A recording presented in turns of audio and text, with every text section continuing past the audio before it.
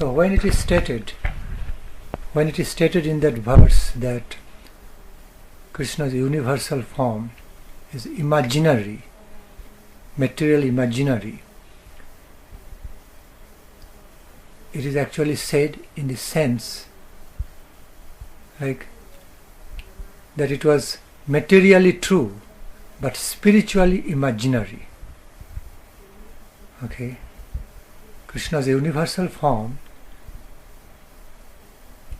should not be understood as also materially imaginary. It was a fact, it happened.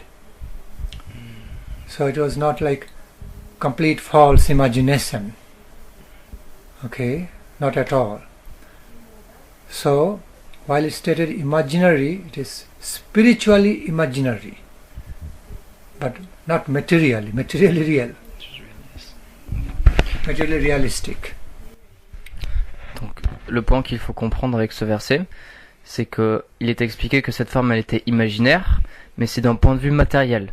Cette forme elle était imaginaire d'un point de vue spirituel, parce que matériellement elle a existé, elle était vraie, elle a été perçue par Arjuna, mais d'un point de vue spirituel, elle n'était pas réelle. Mais d'un point de vue matériel, elle l'était vraiment. Elle a vraiment été vue par Arjuna. Ce n'était pas un tour de magie, c'est pas quelque chose qui a été inventé, c'était bien réel.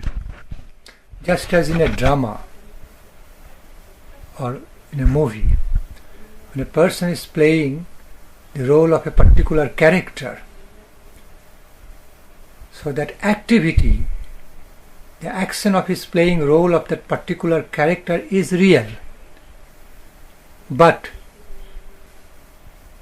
that's just he's playing the role of a character, but it's not his real character, so it's not real him. But so when you compare between real him, his real identity, real character, and the role he is playing, then the role is imaginary concept of him. That is his imaginary, how to say,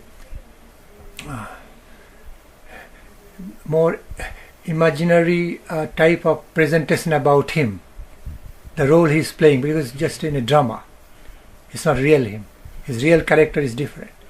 But the role he is playing is real. We cannot deny that that is also imaginary. The role of the character one is engaged in playing, that is real. It is happening. In a similar way, Krishna's universal form is real. It is happening. More materially real. But while it comes to the point of being compared with his original spiritual, divine self form, then it is imaginary. Just as the artist playing the role of a particular character is imaginary compared to his real identity. But the fact he is acting, playing that role is real. That cannot be imaginary. So it has to be understood clearly. C'est de la même manière qu'un acteur, il joue un rôle, il va jouer ce rôle, donc il va avoir certaines activités spécifiques, c'est quelque chose qu'on ne peut pas dénier, mais c'est un rôle qu'il va jouer, c'est pas sa vraie personnalité.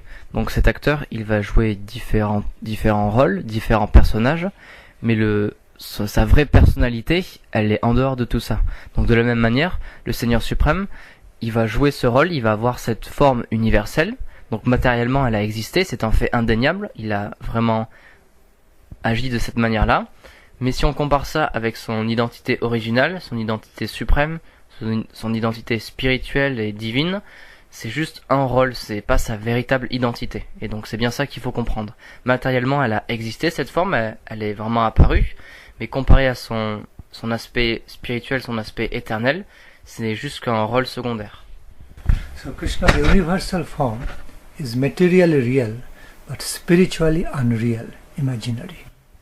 Donc cette forme universelle du Seigneur suprême, matériellement elle est vraie, spirituellement elle est vraie, mais matériellement elle est imaginaire, dans ce sens-là.